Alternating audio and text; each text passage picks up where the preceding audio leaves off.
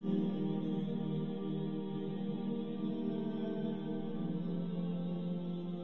ورور سوال کړی دی هغه ده چې کله زه چاردام کوم او په دغه ټیم کې زما د ګیري نه څه ویښته وړېږي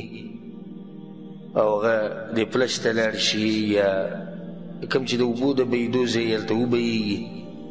نو په دې زه ګناهګارېږم او که نه؟ الجواب نه ګناهګارېږي په دې باندې ځکه دا کار د قصدن نه دی کړی دا کار د قصدن نه دی کړی نو انشاءالله په دې باندې نه ګناهګارېږي څوک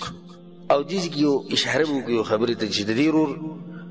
په زړه کې څومره احترام دی د ګیرې دپاره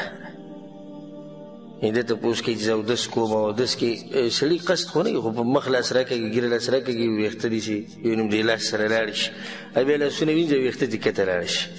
څومره احترام یې دی د هغه خلکو په باره کې به څه وایو چې هغه لاړ شي د نایي خوا ته او بلیډ پرې راکاږي او بیا دا ویښته راوالي نایي د ده په مخ کې راوالي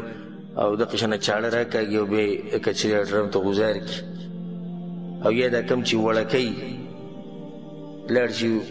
کې به نه وي جي سنت دې واخله سنت دې واخله وایي سنت دې واخله صحیح ټکی وایي د رسول صلی طریقه واخله ځکه چې رسول صلی ګیره نه وړه کوله دې وړکۍ مطلب چې دغه طریقه دې واخله څه به کوي سنت مې برابرول سنت ته څه برابر دی ګیره کې څه برابر دی دا خو رسول صلی ماف پکې تا خو ماف کړی نه برابرول ولا ماف کوي نه رسول صلی ماف پې کوي نو دا ګیره چې دا وړکې ده نایي نو تاله واپس تر کې چې ویل ته کور کې جمع کوې څه خو ته دا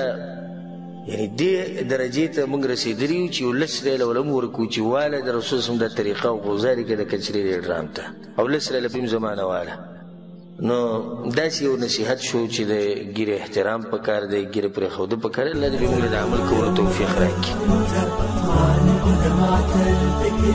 تناجي الله في صبري وترجو رحمة تسري